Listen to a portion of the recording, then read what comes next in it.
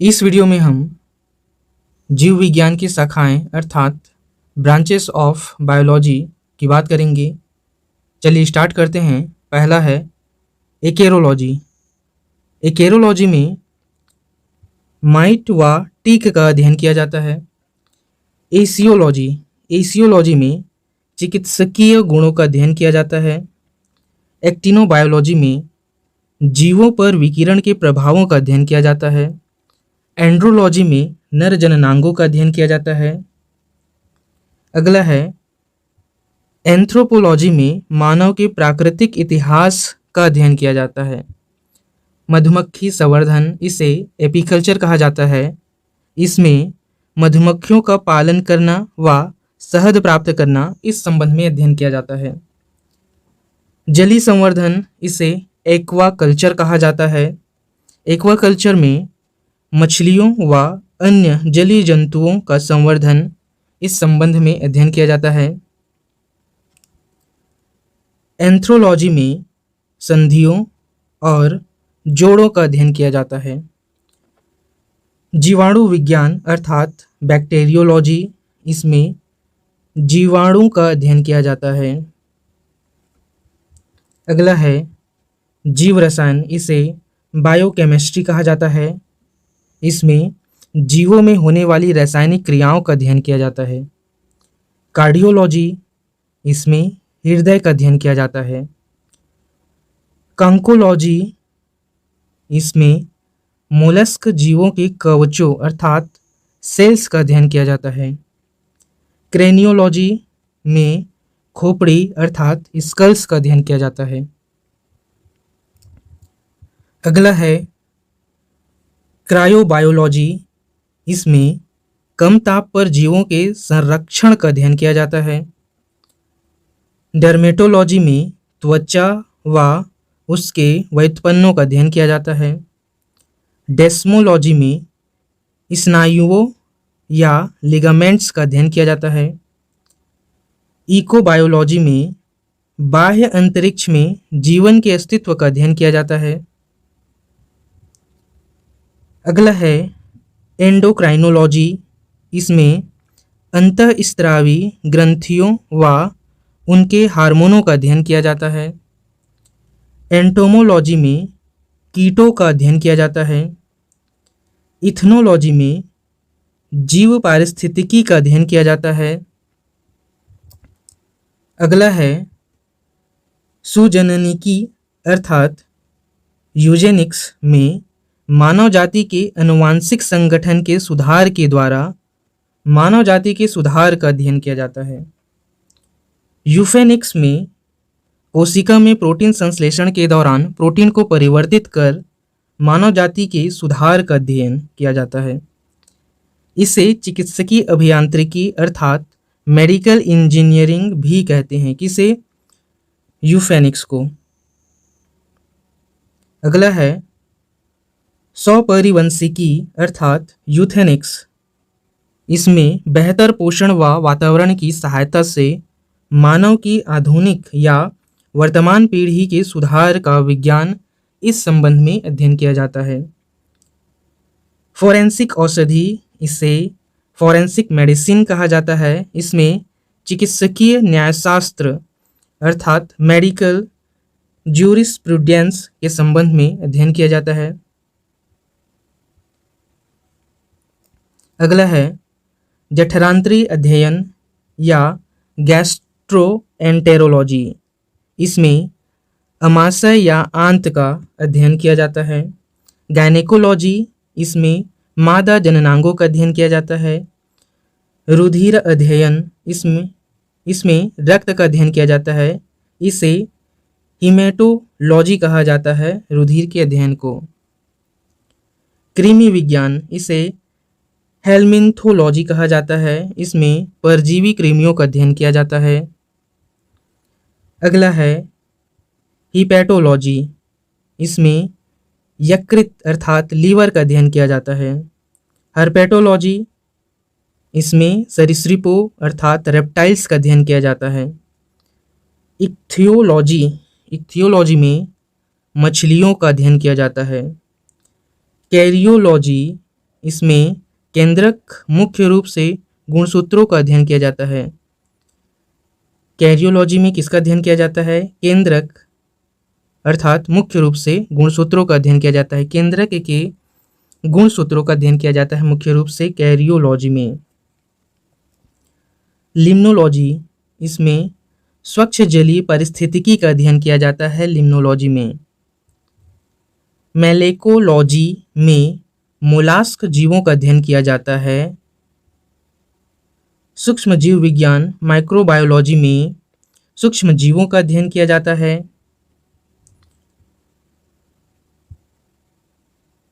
मिर्मेकोलॉजी में चींटियों का अध्ययन किया जाता है। तंत्रिका विज्ञान अर्थात न्यूरोलॉजी में मस्तिष्क के साथ तंत्रिका तंत्र का अध्ययन किया जाता है। तंत्रिका विज्ञान में किसका अध्ययन किया जाता है? मस्तिष्क के साथ तंत्रिका तंत्र का अध्ययन किया जाता है। ऑफियोलॉजी में सर्पों का अध्ययन किया जाता है। ऑर्निथोलॉजी में पंछियों का अध्ययन किया जाता है। ऑस्टियोलॉजी में अस्थियों का अध्ययन किया जाता है। जीवाश्मिकी अर्थात पैलियोंटोलॉजी में जीवाश्मों का अध्ययन किया जाता है। परजीवी विज्ञान अर्थात पैरासाइटोलॉजी में परजीवियों का अध्ययन किया जाता है। फार्मेकोलॉजी में औषधियों के संश्लेषण व जीवों पर इसके प्रभावों का अध्ययन किया जाता है फार्मेकोलॉजी में। मत्स्य पालन अर्थात पिस्सीकल्चर, इसमें तालाबों में मछलियों के पालन का अध्ययन किया जाता है। अगला है सेरीकल्चर, इसमें रेशमी कीटों का पालन व सिल्क या रेशम प्राप्त कैसे करना है या रेशम कीटों का पालन कैसे करना है, इस संबंध में अध्ययन किया जाता है सेरीकल्चर में। समपारिस्थितिकी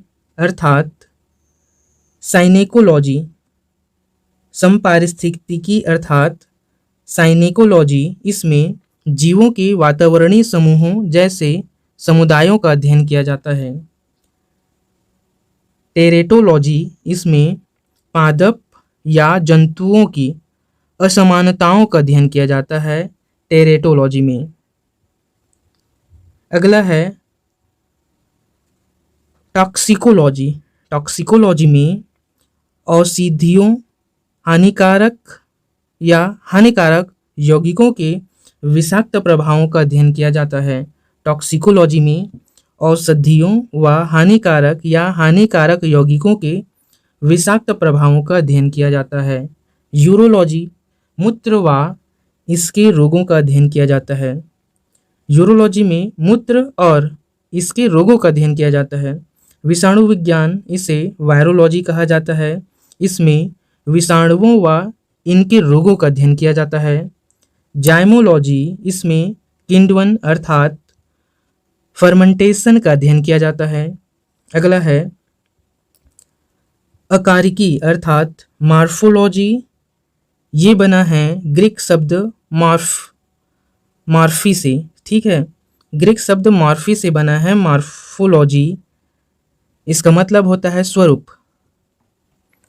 यह पादपों की बाह्य व आंतरिक संरचनाओं का अध्ययन होता है।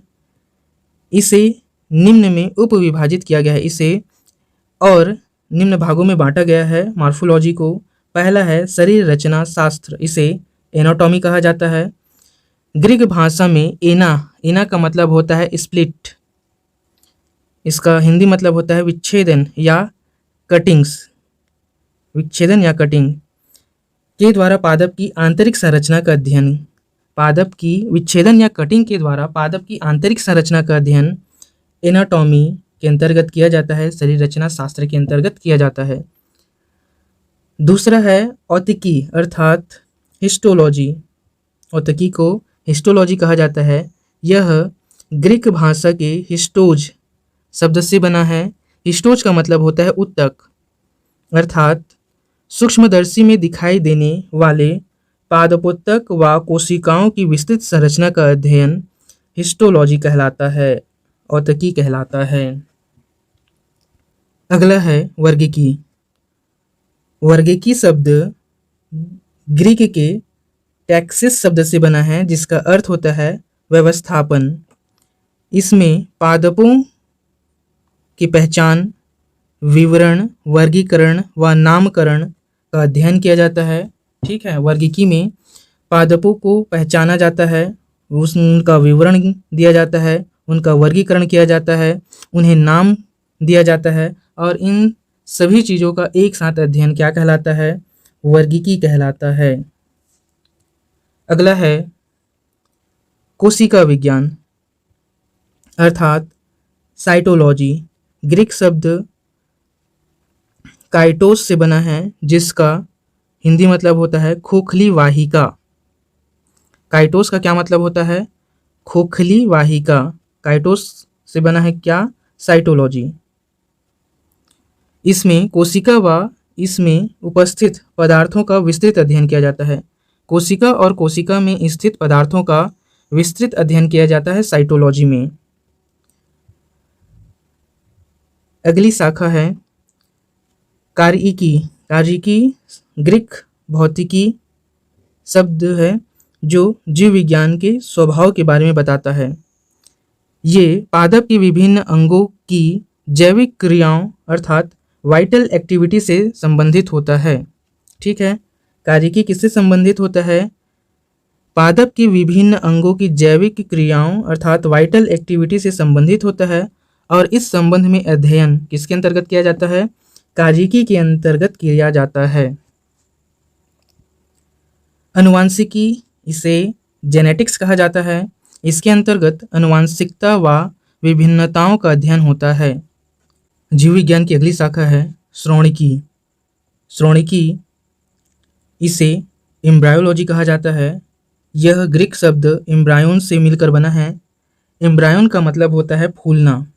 ठीक है, इसके अंतर्गत भ्रूण के विकास के विभिन्न पदों का अध्ययन किया जाता है एम्ब्रायोलॉजी के अंतर्गत। अगला है पारिस्थितिकी। पारिस्थितिकी को इकोलॉजी कहा जाता है। यह ग्रीक शब्द ओइकोस, ओइकोस जिसका अर्थ होता है हाउस होल्ड, से मिलकर बना है, और इसके अंतर्गत पादप व परिवेशीय पर्यावरण के बीच अन्योन्य क्रिया व संबंधों का अध्ययन किया जाता है। अगला है उद्विकास। उद्विकास का मतलब होता है एवोल्यूशन।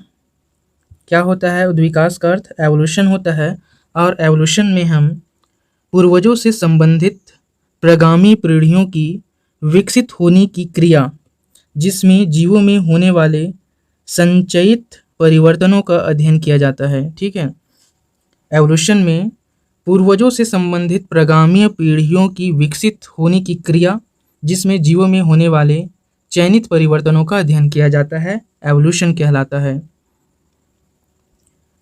आर्थिक वनस्पति शास्त्र। आर्थिक वनस्पति शास्त्र, इसे इकोनॉमिक बॉटनी कहा जाता है। इसके अंतर्गत हम पादप व उनके उत्पादों का मानव व अन्य सजीवों के उपयोग का अध्ययन करते हैं। ठीक है, मानव व अन्य सजीवों के लिए किस तरीक़ा से ये पादप और उनके उत्पाद उपयोगी हो सकते हैं, इस संबंध में अध्ययन किया जाता है इकोनॉमिक बॉटनी के अंतर्गत। अगला जीव विज्ञान की शाखा है वनस्पतिक जीवाश्मिकी अर्थात पैलियोबॉटनी। पैलियोबॉटनी के अंतर्गत हम प्राचीन पादपों के जीवाश्मों का अध्ययन करते हैं। ठीक है, प्राचीन पादपों के जीवाश्मों का अध्ययन करते हैं। पैलियोबॉटनी ग्रीक शब्द पैलियोस से मिलकर बना है, जिसका अर्थ है प्राचीन। अगला है मार्कोजेनेसिस। मार्कोजेनेसिस में शरीर रूपों के विकास का अध्ययन किया जाता है। सूक्ष्म जीव विज्ञान माइक्रोबायोलॉजी, इसमें हम सूक्ष्म जीवों या सूक्ष्मदर्शी जीवों के सभी रूपों का अध्ययन करते हैं। इसमें निम्न को सम्मिलित किया जाता है। किसे सम्मिलित किया जाता है? वायरोलॉजी अर्थात विषाणुओं, वायरस का अध्ययन। अगला है जीवाणु विज्ञान, इसे बैक्टीरियोलॉजी कहते हैं, अर्थात जीवाणुओं अर्थात बैक्टीरिया का अध्ययन भी माइक्रोबायोलॉजी में आता है। कवक विज्ञान, इसे माइकोलॉजी कहा जाता है। इसमें कवकों का अध्ययन किया जाता है। ये भी माइक्रोबायोलॉजी में आता है। ठीक है, माइक्रोबायोलॉजी के हम अंतर्गत हम वायरोलॉजी, बैक्टीरियोलॉजी और माइकोलॉजी का अध्ययन करते हैं। अगली शाखा है फाइकोलॉजी। फाइकोलॉजी में हम शैवालों का अध्ययन करते हैं, इसे एल्गोलॉजी भी कहा जाता है। लाइकेनोलॉजी, लाइकेनोलॉजी में हम लाइकेनों का अध्ययन करते हैं। एंथोलॉजी में हम पुष्पों का अध्ययन करते हैं। पोमोलॉजी में हम फलों का अध्ययन करते हैं। एग्रोस्टोलॉजी में हम घासों का अध्ययन करते हैं।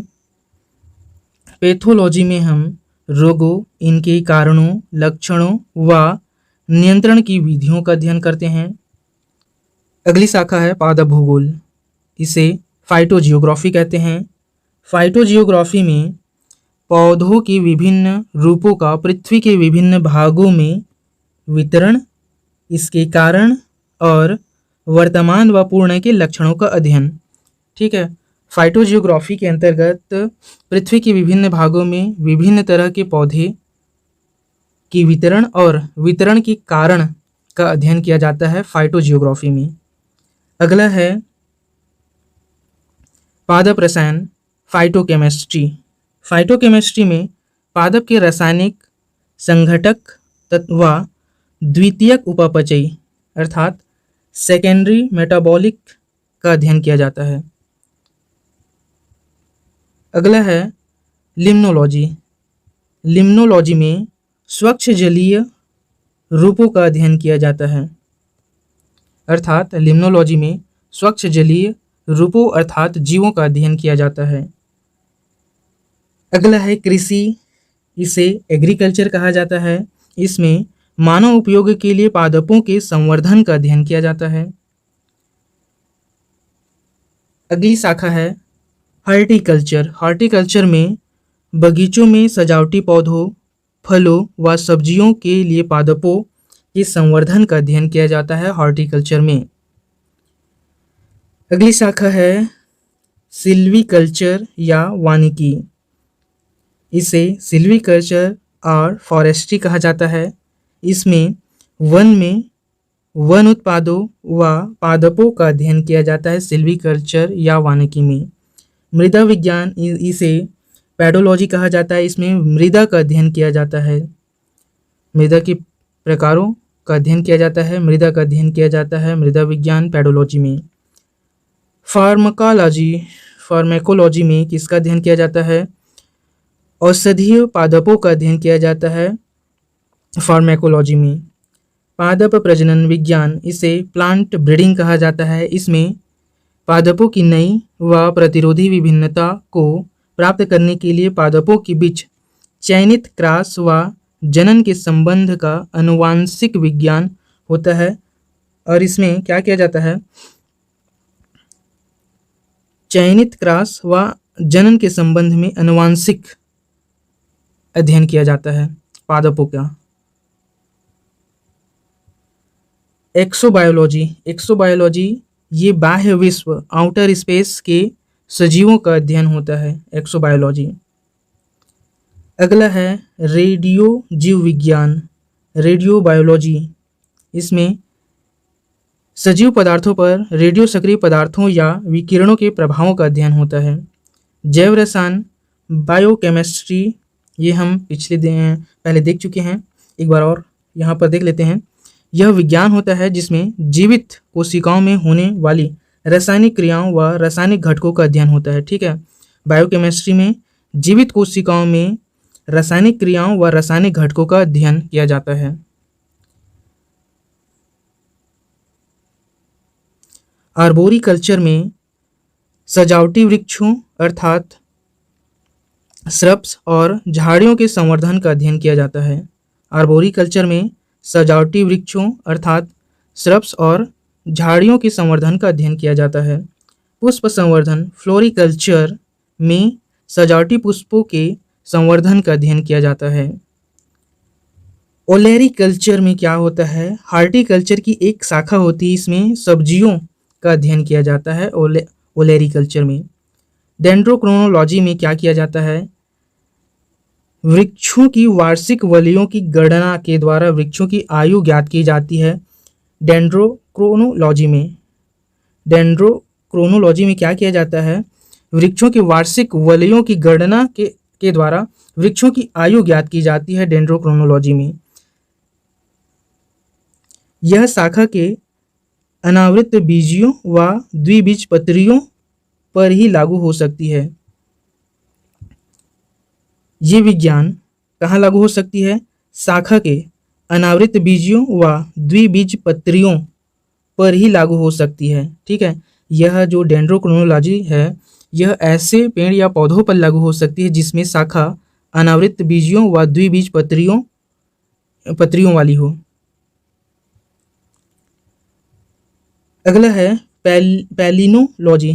पैलिनोलॉजी में किसका अध्ययन किया जाता है, पराग कणों का अध्ययन किया जाता है। इस शाखा को निम्न 3 शाखाओं में विभाजित किया गया है। पैलिनोलॉजी को 3 शाखाओं में बांटा गया है। कौन कौन सा है ये, एरोपैलिनोलॉजी। इसमें एरोपैलिनोलॉजी में क्या किया जाता है, वायु में पराग कणों का अध्ययन किया जाता है। ठीक है, वायु में किसका अध्ययन किया जाता है, पराग कणों का अध्ययन किया जाता है। यह शाखा मानवों पराग कणों के कारक होने वाले कुछ एलर्जी कारकों से संबंधित है। मानवों में जो पराग कणों से एलर्जी होता है उससे संबंधित है। ठीक है, एरोपैलिनोलॉजी। दूसरा है जियोपैलिनोलॉजी। जियोपैलिनोलॉजी इसमें पृथ्वी की गहराई में स्थित स्तरों में परागकणों का अध्ययन किया जाता है। कुछ परागकण पृथ्वी में तेल के सूचक होते हैं। ठीक है, पृथ्वी की गहराई में जो परागकण पाया जाता है उसका अध्ययन किया जाता है जियोपैलिनोलॉजी में। तीसरा है मिलेटोपैलिनोलॉजी। मिलेटोपैलिनोलॉजी में शहद में परागकणों का अध्ययन किया जाता है। शहद में जो परागकण पाया जाता है उसका अध्ययन किया जाता है मिलेटोपैलिनोलॉजी में। जीव विज्ञान की अगली शाखा है अनुवांशिकी अभियांत्रिकी, जेनेटिक्स इंजीनियरिंग।